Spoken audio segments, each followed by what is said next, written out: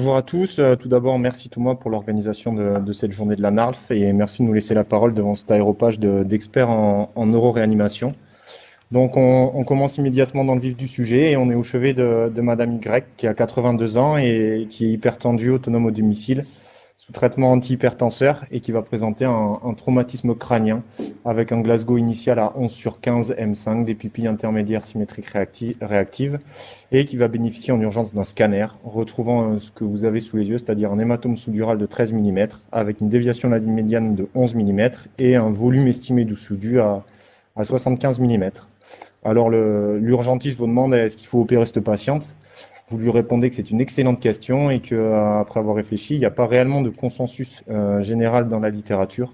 Donc ce que je vous propose, c'est que dans les 20 minutes qui viennent, on voit un peu les facteurs prédictifs qu'il faut prendre en compte dans ce genre de situation.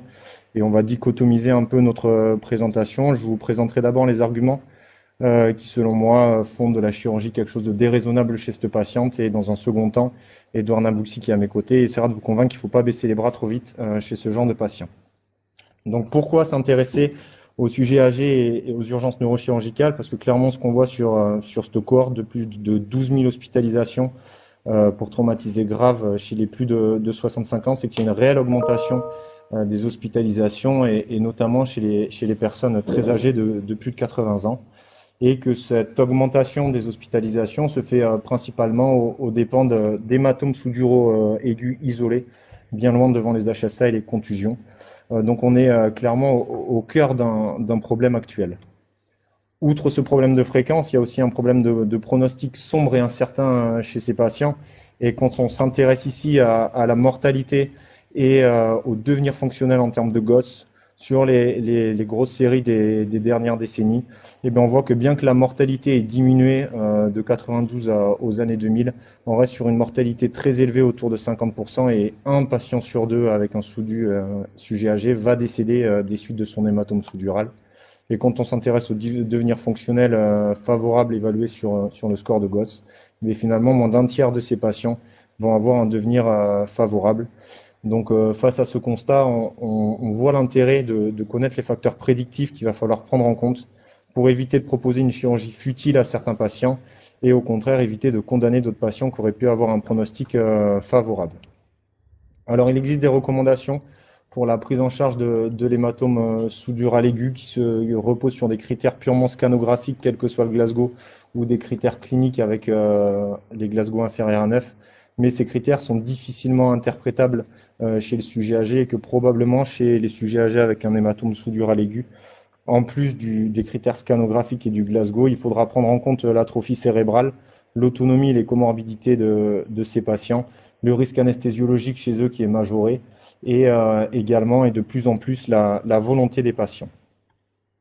Donc revenons à notre patiente et ses facteurs prédictifs. Et clairement, son âge ne joue pas en sa faveur, puisque ce qu'on peut voir sur la série de gauche, c'est que clairement il existe une corrélation entre une diminution de la survie et une augmentation de l'âge dans le sous-dural aigu. Et lorsqu'on s'intéresse aux patients de 80-85 ans, on a des taux de survie qui vont de 50 à 70%, donc une mortalité relativement élevée.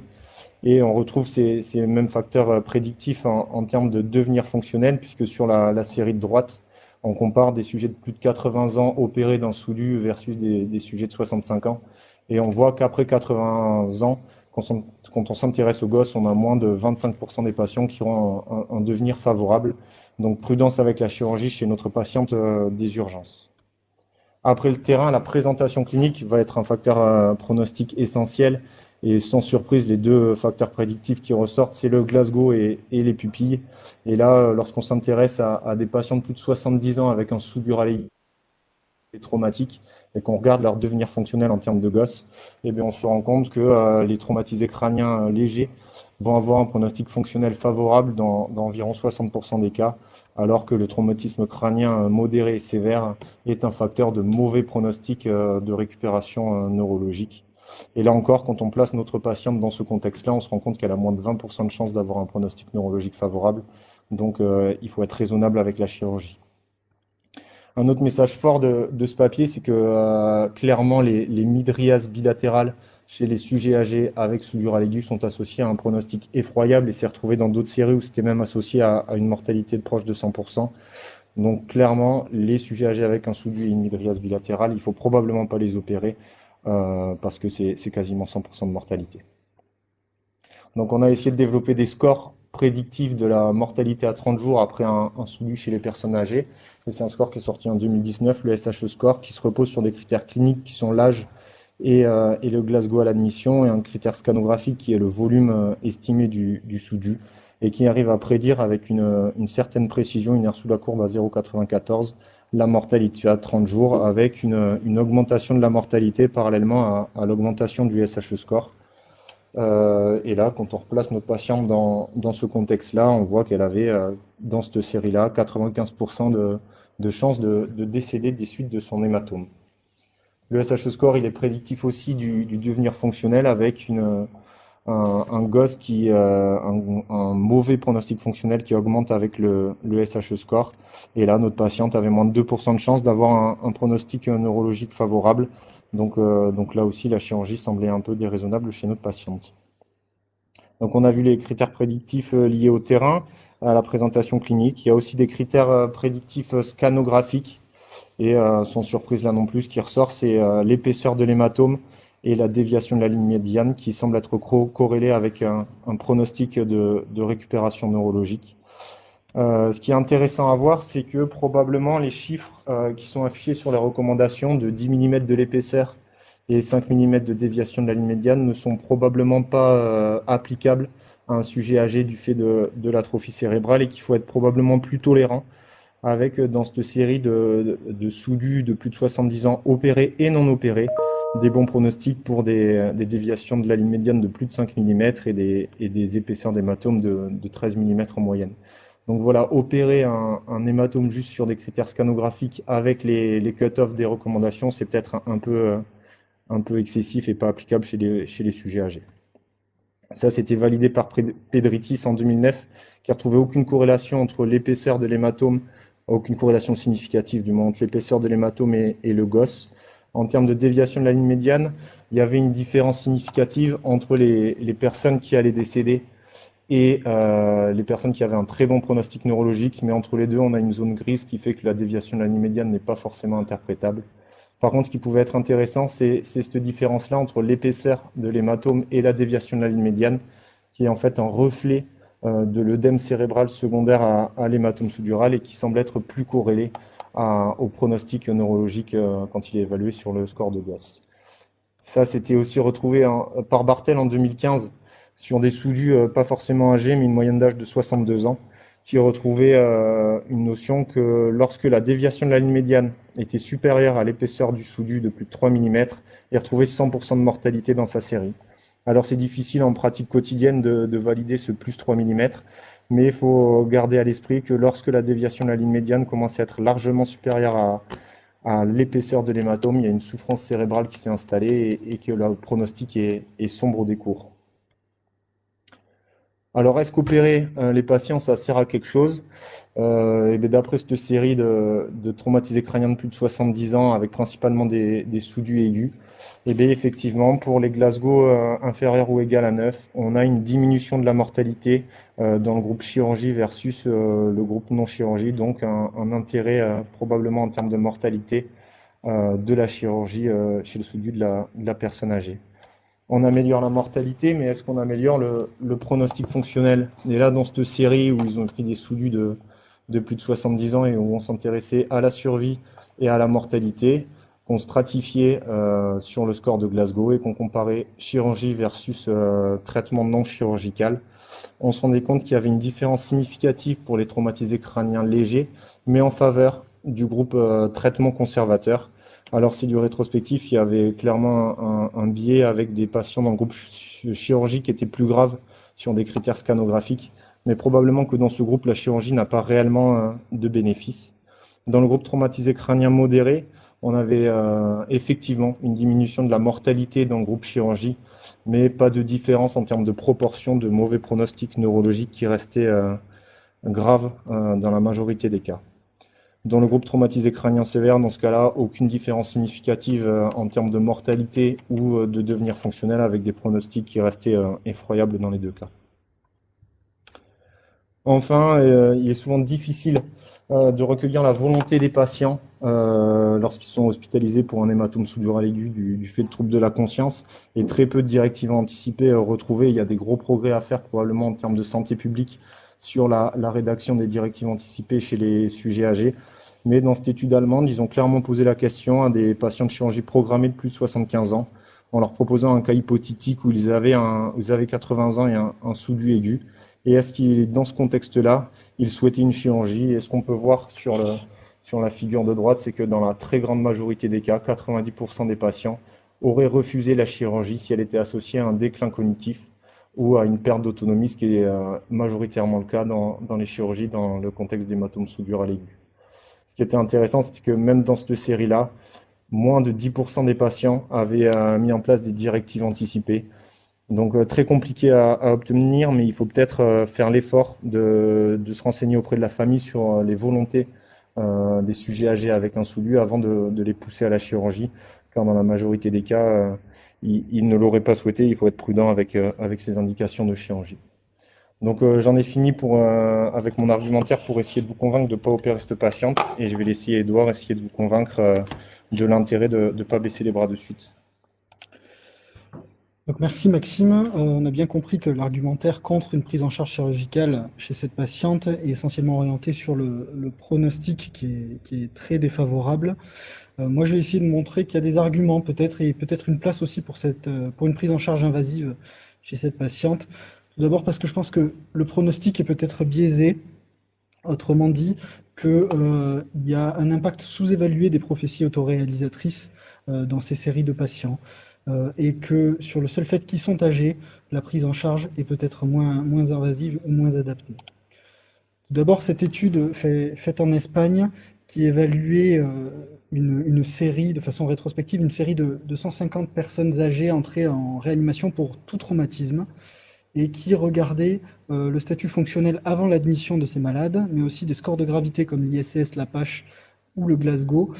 Et puis, lors de leur hospitalisation, la survenue de décisions de limitation thérapeutique et enfin la mortalité. Ce qu'on voit tout de suite sur le graphique, c'est que la mortalité est très impactée par la survenue de limitations et que les facteurs prédictifs de survenue de ces limitations, c'était essentiellement l'âge plus important, plutôt 80 ans que 70, l'admission pour traumatisme crânien grave et des signes neurologiques à l'admission, et que le score de Rankin modifié à l'admission finalement n'était pas du tout pris en compte, en tout cas pas de manière significative dans l'instauration de ces limitations thérapeutiques.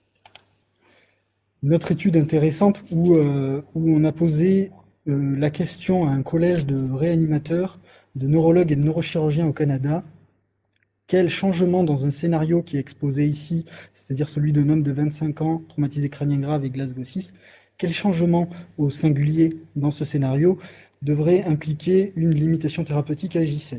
Quasiment 100% d'entre eux ont répondu que si le patient avait 70 ans ou plus, dès J7, il faudrait instaurer une limitation thérapeutique, et c'est encore plus marquant que lorsqu'on leur pose la même question pour un arrêt des thérapeutiques à J7, c'est presque 70% de ce collège qui répond que le seul changement dans ce scénario de l'âge serait un fort critère pronostic. Donc vraiment, on a l'impression qu'il y a dans l'idée de tout le monde le fait que l'âge impliquerait une absence de réserve pour les malades à la suite d'un traumatisme crânien, et donc peut-être une intensité de prise en charge inférieure. Et ça, c'est bien illustré par cette étude, et de façon assez graphique. Une étude très récente en Norvège où ils ont analysé plus de 1500 patients de tout âge atteints d'un traumatisme crânien sévère, ou modéré ou léger. Et ils ont regardé les marqueurs d'intensité de prise en charge, en créant notamment un score d'intensité de traitement qui va de 0 à 3 et qui était basé sur la mise en place d'un capteur de pression intracrânienne, une ventilation mécanique et une prise en charge chirurgicale. Si on avait les trois, on avait un score à 3. Ce qu'on voit tout de suite, c'est que les bandes vertes et jaunes des scores 3 et 2 s'amenuisent au fur et à mesure de l'âge, et que ça, c'était un facteur indépendant de mortalité. Ils ont aussi remarqué que les malades les plus âgés avaient moins d'activation d'une team trauma, moins d'imagerie, et un délai plus long à l'accès à ces imageries, même un délai plus long à l'arrivée dans ce centre de référence. Pourtant, il y a des recommandations, alors elles ne sont pas françaises, mais il y a des recommandations pour la prise en charge des traumatisés gériatriques. Et ce qui est proposé, c'est que dès lors que le Glasgow est inférieur à 15, il y ait qu'on considère du moins une activation de la team trauma et une prise en charge invasive en réanimation. Et ce que proposaient ces recommandations, c'est qu'on essaie d'identifier à 72 heures des répondeurs, de non-répondeurs à cette prise en charge invasive, à savoir que si on avait un Glasgow inférieur à 8, on était non-répondeur, il fallait considérer des limitations. Bon, est-ce que c'est vraiment applicable? Est-ce que c'est vraiment pertinent? Il y a une équipe américaine qui a regardé un petit peu ça, et finalement, chez les survivants, qu'ils soient dans le groupe répondeur ou non répondeur, le devenir n'était pas différent. Donc, on a envie de proposer cette prise en charge, mais peut-être à une population de personnes âgées sélectionnée. Et c'est là la suite de mon topo, et où on en revient à notre patiente, c'est à qui proposer cette prise en charge invasive. Tout d'abord, on voit que sur cette série déjà présentée de patients opérés d'un hématome sous-dural, il y a un gros gap de mortalité à Glasgow 8. Clairement, les patients qui ont un sous-dural aigu suite à un traumatisme modéré ou léger ont une survie plus importante. Après, il y a l'impact des comorbidités qui me semble également très important. Ça, c'est une étude allemande qui a suivi une cohorte de malades de plus de 65 ans atteints d'un sous-dural aigu traumatique et qui a regardé les comorbidités de ces patients, à savoir les comorbidités cardiovasculaires, neurovasculaires, mais aussi les antécédents respiratoires rénaux, les maladies métaboliques, hématologiques et la survenue concomitante d'un sepsis ou d'une pneumonie. Le premier résultat, c'est que le devenir à la sortie, évalué par le GOS, est peu impacté par les comorbidités, on le voit sur le graphique de droite, mais par contre, il était très impacté par la gravité du sous-dural aigu, c'est-à-dire par le score de Glasgow et aussi par les critères du scanner. Par contre, à 3 mois, on a l'impression en tout cas que les malades qui sont GOS 2 et GOS 3 se répartissent dans deux catégories, soit vers un décès, soit vers peut-être une évolution favorable. Et là, l'impact des comorbidités semblait important, puisque les malades les moins comorbides, ceux qui avaient moins de 5 comorbidités, avaient la possibilité d'une évolution favorable sur le GOS. Une autre notion qui est en vogue, et notamment dans les études pronostiques en chirurgie, c'est la notion de fragilité. Là, on est en Australie, c'est plus de 500 patients avec un âge médian de 80 ans, tous pris en charge pour un hématome sous-dural aigu. Et ce qu'on voit tout de suite, c'est que les patients fragiles, c'est-à-dire ceux qui ont un index de fragilité modifié supérieur à 3, supérieur ou égal pardon, à 3, ont un devenir qui est extrêmement impacté, et que les malades qui sont très fragiles ou robustes ont eux une bonne chance, au moins 50% pour certains d'entre eux, d'évolution favorable. Ça, c'était en plus d'autant plus vrai qu'il s'agissait de traumatismes crâniens modérés ou légers, ou bien qu'il s'agissait d'une population de patients de plus de 80 ans. Alors, ok, pour le devenir, qu'en est-il de la qualité de vie?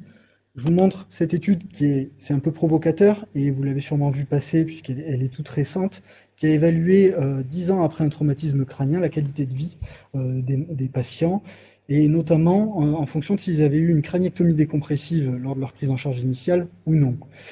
Et ce qui ressort, c'est qu'à 10 ans, les malades craniectomisés ont une meilleure qualité de vie que les autres, avec un âge et une gravité initiale à parier.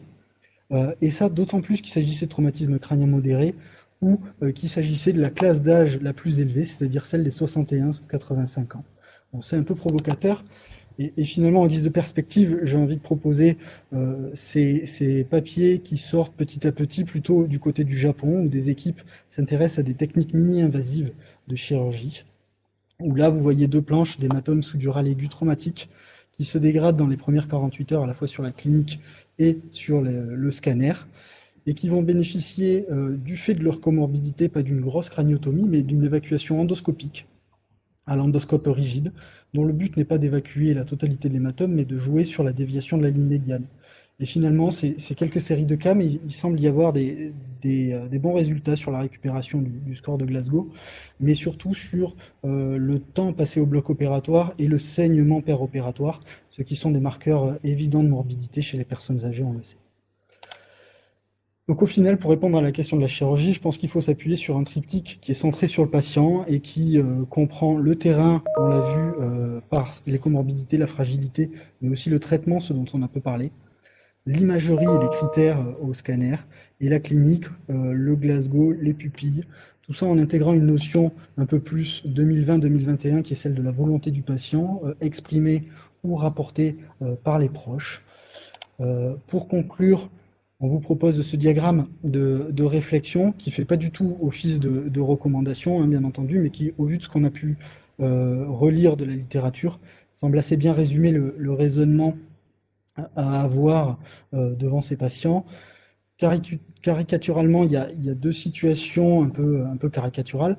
Les patients les plus graves, Glasgow inférieur à 8, qui ont des anomalies pupillaires, et là, très probablement que le pronostic est toujours défavorable, il faut s'abstenir. Les traumatismes légers, chez qui on peut proposer une surveillance. Et puis, il y a finalement toutes les situations qui sont les plus fréquentes et les plus délicates, celles où on ne sait pas trop, on a entre deux, et où il faut introduire donc des notions qu'on connaissait déjà avec le scanner, et des notions un peu plus nouvelles, un peu plus à la mode, comme la fragilité ou la volonté du patient, en reprenant donc notre triptyque, et, et j'en conclus là-dessus, en vous remerciant de votre attention.